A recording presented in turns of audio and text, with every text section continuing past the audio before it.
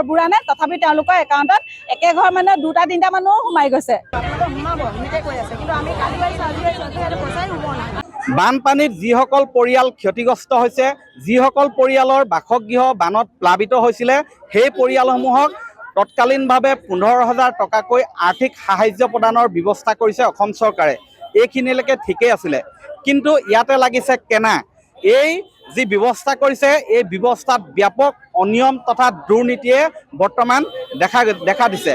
শিৱসাগৰ জিলাৰ লাচিত পঞ্চায়ত, বেতবাৰী পঞ্চায়ত, শিৱসাগৰ পৌৰসভা তেনেধৰণে প্ৰায়বিলাক পঞ্চায়ত এলেকাত বৰ্তমান বানত ক্ষতিগ্ৰস্ত নোহোৱা পৰিয়ালেও এই ধন লাভ কৰিবলৈ সক্ষম হৈছে, অথচ ক্ষতিগ্ৰস্ত হোৱা বহু পৰিয়ালৰ একাউণ্টত এতিয়ালৈকে সেই ধন সোমোৱা নাই। এই ক্ষেত্ৰত প্ৰশ্ন উঠিছে, যিসকলে এনেধৰণৰ ক্ষতিগ্ৰস্ত পৰিয়ালৰ তালিকা প্ৰস্তুত কৰিছিলে সেইসকল হ'ল আচলতে গাঁও প্ৰধান, সেইদৰে চৰকাৰী শিক্ষক কৰ্মচাৰী আছে।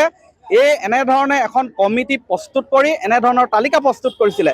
কিন্তু এতিয়া মূল প্ৰসংগটো হ'ল, যিসকলৰ বাসগৃহ বানপানীত প্লাবিত হোৱা নাছিলে বা ক্ষতিগ্ৰস্ত হোৱা নাছিলে, সেইসকল পৰিয়ালৰ নাম কেনেকৈ এই তালিকাত সোমাবলৈ পালে, তেওঁলোকৰ একাউণ্টত কি ধৰণে 15,000 টকাকৈ সোমাইছে, তাক লৈ বৰ্তমান প্ৰশ্ন উঠিছে।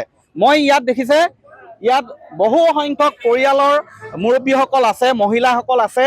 তেওঁলোকৰ এটাই অভিযোগ লৈ আহিছে যে তেওঁলোকৰ এইসকল ক্ষতিগ্ৰস্ত পৰিয়াল, কিন্তু এই ক্ষতিগ্ৰস্ত পৰিয়ালসকলৰ একাউণ্টত ধন বৰ্তমানলৈকে সোমোৱা নাই, অথচ এইসকলৰ আগতেই ক্ষতিগ্ৰস্ত নোহোৱা বহু পৰিয়ালৰ একাউণ্টত সোমাইছে ধন। মই জানিব বিচাৰিম, বাইদেউ অকণমান এইফালে আহিব। কাহিনীটো কি হৈছে? বহু আচলতে ক্ষতিগ্ৰস্ত, যাৰ ঘৰত এটোপালো পানী সোমোৱা নাই তেনে পৰিয়ালো পাইছে বুলি এতিয়া আমাৰ ওচৰত বহু তথ্য আহিছে। হয়, তেনেকে বহুত আমি শুনিছো, বহুত মানুহক পানী না সোমোৱা যদিও পাই গৈছে। কিন্তু আমাৰ পানী হৈ 10 নং ৱাৰ্ডত পুৰা বোকা হৈ একদম অৱস্থা নাই ঘৰ, কিন্তু আমি 15,000 টকাটো পোৱা নাই। 10 নং ৱাৰ্ডৰ হয় আমি, কিন্তু আৰু বহুত মানুহ শুনিছো যে ঘৰ বুঢ়া নাই তথাপি তেওঁলোকৰ একাউণ্টত একে ঘৰ মানুহ দুটা তিনিটা মানুহ সোমাই গৈছে। কিন্তু আমাৰ এটা হৈও সোমাবলৈ টান। আপোনালোকে চেক কৰক, ঘৰে ঘৰে চেক কৰক। ঘৰে ঘৰে চেক কৰিলে গম পাব যে এঘৰ মানুহে যে পানী হৈছে, এঘৰ মানুহ ডুবা নাই, গম পাব আপোনালোকে। সেইটো কাৰণে মানুহ পঠিয়াওক।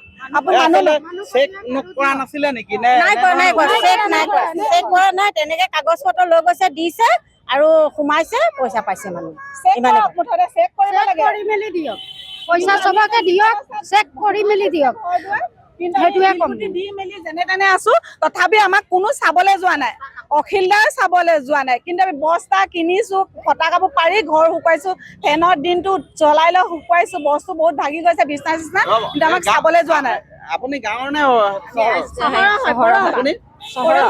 আপুনি পৌৰসভাৰ বিষয়ববীয়াৰ ভূমিকা কি পাইছে নাই? কিবা আমি চাউল দাইল পানী এনেকা প্ৰথম কেইদিন পালো, সেই সাহায্য বেছিভাগে পাইছে। কিন্তু এই যি 15,000 টকা, ইয়াক লৈ বৰ্তমান ব্যাপক দুৰ্নীতি হৈছে। সেই শিৱসাগৰ জিলা আয়ুক্ত, আপোনালৈ আমাৰ পোনপটীয়া প্ৰশ্ন, এই ক্ষেত্ৰত তদন্ত হ'বনে? শিৱসাগৰৰ ৰাজহ বিষয়ালৈ আমাৰ প্ৰশ্ন, আপোনালোকে কিহৰ ভিত্তিত, কি যুক্তিত বানপানীত নোহোৱা মানুহৰ ঘৰত কেনেকৈ আপোনালোকে এনেধৰণে ভুৱা তালিকা প্ৰস্তুত কৰি ধন সোমোৱাবলৈ বাট মোকলাই দিছে? এই ক্ষেত্ৰত যিসকল লোক দায়িত্ব দিছিলে তেওঁলোকক আপোনালোকে কিয় প্ৰশ্ন কৰা নাই? সেইসকল যিসকলে তালিকা প্ৰস্তুত কৰি এনেধৰণে কেতবোৰ ভুৱা তালিকা প্ৰস্তুত কৰিলে, আচলতে অনিয়মেৰে দুৰ্নীতিৰে এনেধৰণে সেই 15,000 টকা লাভ কৰিছে, তেওঁলোক সেইবিলাকৰ বাসগৃহ চাবলৈ নোযোৱাকৈ কিদৰে নাম অন্তৰ্ভুক্ত কৰিলে, এইবিলাক প্ৰশ্ন বৰ্তমান উত্থাপন কৰিছে বানাক্ৰান্ত ৰাইজে।